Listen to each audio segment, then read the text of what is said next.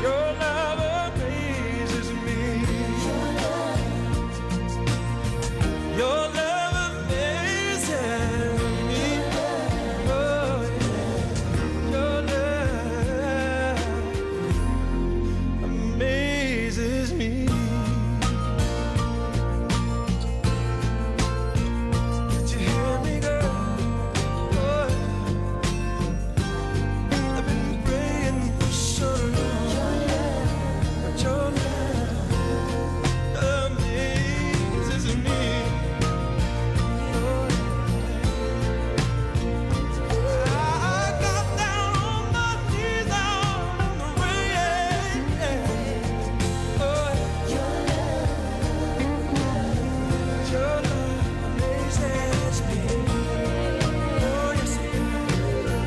Oh, yes, oh, yes, it does. I'm praying for so long.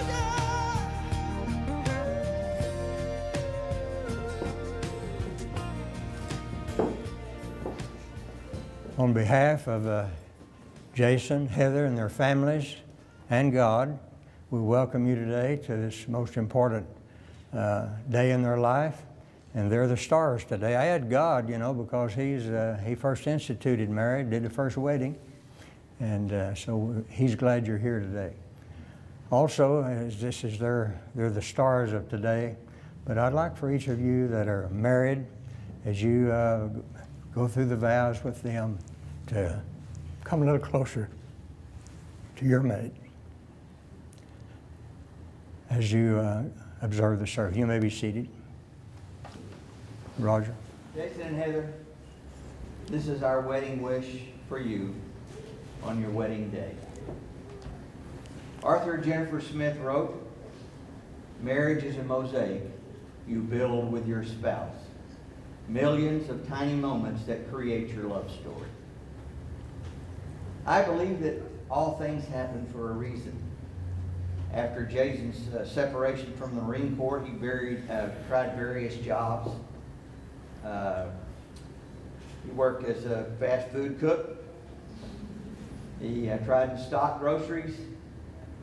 He hung some satellite dishes and wired some homes. But those things didn't seem to work out until he met Tom at Solar Landing. And that was the job that would stick. I'm sorry, go ahead. Actually, I met Chris. And that's the job that would stick. And that would lead to a meeting of soulmates that would eventually lead us to where we find ourselves this evening. So Heather, let me be the first to welcome you to the Arwine Juarez family fashion. Jason and Heather, today you are tying the knot, jumping the broom, hooking on the old ball and chain, or any of the other marriage instruments you would care to use. You are entering an institution created and ordained by God to be a contract of love, honor, trust, and loyalty between one man and one woman. This can be a very satisfying institution filled with great memories, joys, and love, but at times can also be very trying, as several of us in the room can bear witness to, having ventured into this contract more than once. So I have 5 pearls for you to take with you on your journey that we hope will keep your marriage strong, enduring, and everlasting. 1, be slow to anger and quick to forgive. 2, put your partner's needs before your own. 3, communication. It is one key to a successful partnership. Shouldn't need help. Always share your feelings. And life is not the breaths you take, but rather about the moments that take your breath away. Hopefully, with these pearls and others you learn on your own as your marriage matures, your love will grow exponentially. A wise man told me a long time ago that love is meeting needs. To find a more in-depth answer to what love is and is not, we should read chapter 13 of Paul's first epistle to the Corinthians. Though I speak with tongue of men and of angels, and have not love, I am become as sounding brass or a tinkling cymbal. And though I have gift of prophecy and understand all mysteries and all knowledge, and though I have all faith so that I could move mountains and have not love, I am nothing. And though I bestow all my goods to feed the poor, and though I give my body to be burned and have not love, it profits me nothing. Love suffers long and is kind. Love envies not. Love wants not itself, is not puffed up, does not behave itself unseemingly, seeks not her own, is not easily provoked, thinks no evil, rejoices not in iniquity, but rejoices in the truth, bears all things, believes all things, hopes all things, endures all things. Love never fails, but wherever there be prophecies, they shall fail. Wherever there be tongues, they shall cease. Wherever there be knowledge, it shall vanish away. But when that which is perfect has come, that which is in part shall be done away. And now abides faith, hope, love, these three. But the greatest of these is love. Remember to always honor God and each other in all your life's actions and deeds, and God will keep your marriage strong. I leave you with the Latin aphorism, carpe diem. I read from Genesis chapter number 2, the first wedding. And the Lord God said, "It's not good that man should be alone. I will make him an helpmeet for him." And Adam gave names to all cattle, to the fowl of the air, to every beast of the field. But for Adam there was not found an helpmeet for him. And the Lord God caused a deep sleep to fall upon Adam, and he slept. And he took one of his ribs and closed up the flesh instead thereof. And the rib which the Lord God had taken from man made he a woman, and brought her unto the man. And Adam said, "This is now bone of my bones, flesh of my flesh. She shall be called woman, because she was taken out of man. Therefore shall a man leave his father and his mother, and shall cleave unto his wife, and they shall be one flesh." I'd just like to point out the word help meet. It didn't say help mate. To help each other meet the heartaches and the trials of life. You're to help each other. Jason, you are to be the number one encourager to Heather, anyone on earth, and vice versa, Heather. He needs you to be his number one encourager. You're to encourage each other, to help each other. And God said it's not good to be alone, and you've recognized that, and you want to be together. But I want you to remember how miserable you were all these years when you were alone, when you were to lose one another after you're married a while. That loneliness is going to be multiplied by 1,000-fold. So therefore, knowing that, I want you to cherish each moment with each other, and to realize that it may be an end. So make every minute, every day, number one for each other. When Adam was looking at all the animals filing by, I mean, just think of all the animals. Here comes the male and the female, and he keeps looking. You know, where's there going to be one like me? And I mean, he comes through the whole animal kingdom, names them, but there's nobody looks like him. I mean, here's a possum. Even an old possum is, you know, the way they look, they got somebody. But he didn't have anybody. He was lonely. So God caused a deep sleep, and God brought Eve to Adam. He just didn't go out and wander around one day and find her. God brought her.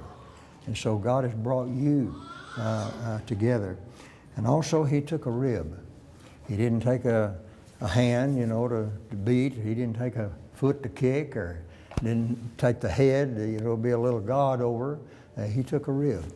right here, to hold her and to love her and to cherish her, right here, next to your heart. That's where she's supposed to be. And then in the last 24th verse, therefore shall a man leave his father and his mother, and shall cleave unto his wife, and they two shall be one flesh. Now you're going to exhibit that, where you each have two and it becomes one. But today, really, you're going to have to die. This is a funeral for both of you. You're going to have to die to yourself. You're going to have to die to yourself. And when you really die to yourself, then you got a super godly marriage that you'll cherish the rest of your life. As Roger already pointed, you'll please each other. And so when you die to yourself, and you die to yourself, and you become one, then that's the ultimate. Become one. No greater description. Even when a child and a mother is the husband and wife become one flesh. In just a little bit, we're going to do the vows. But I want to point out a couple of words in those vows that I want you to, the word to have and to hold. Now, hold means hold. That is all it means, just hold each other. And you find people who've lost a mate, one of the things they miss the most is nobody to hold. So take time for each other, to hold each other. And sometime after a few years, you get in such a hurry, and we live in such a fast world, just don't take time to hold. I lost the mic somewhere. Am I on yet? Testing, 1, 2, 3, 4, 5, testing. You got me back? Can you hear me out there anyway? Okay. All right. So just take time to hold. You know, I call it a micro kiss. Just gotta go, honey. I mean, not even a second long, and gone for the day. I recommend at least 5 seconds. Just take time to hold each other. Don't get in too big a hurry, too big a rush with everything that's going on. Take time to hold. And Roger talked about love, and it's an unconditional love. God loved us in spite of our mistakes, in spite of our faults. He loved us anyway. And you're going to find he's not the perfect man. He's going to be some faults. There's only been 2 perfect men, and that's Jesus and my second wife's first husband. And the only perfect one. So he don't qualify. So, and vice versa. But love covereth a multitude of sins. An unconditional love, that's what we're talking about, a godly unconditional love. Love each other in spite of the mistakes. And remember, unconditional love. Anybody bring a tissue? She's got a tissue, don't worry. We're prepared. Jason, if I know what love is, it's because of you.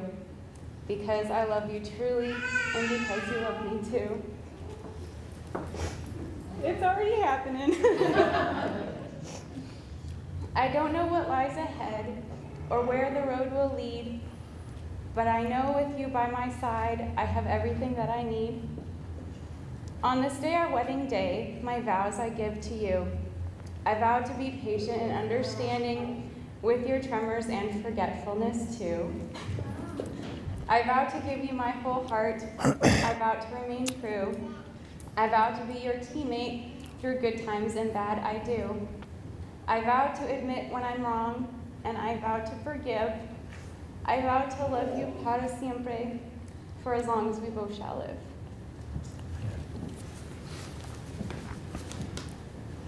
This is basically a question and answer to myself, so don't answer.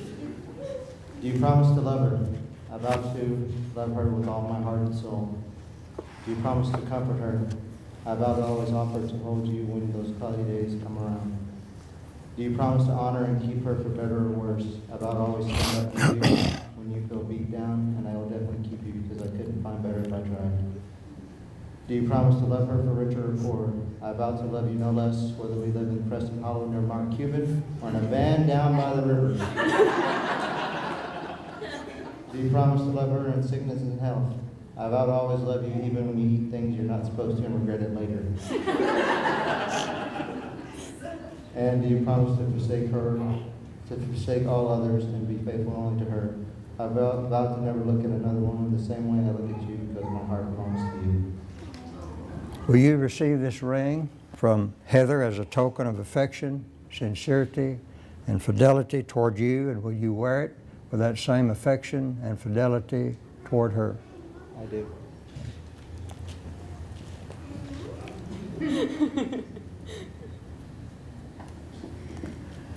Heather, will you receive this ring from Jason as a token of his affection and fidelity and love toward you, and will you receive it with that same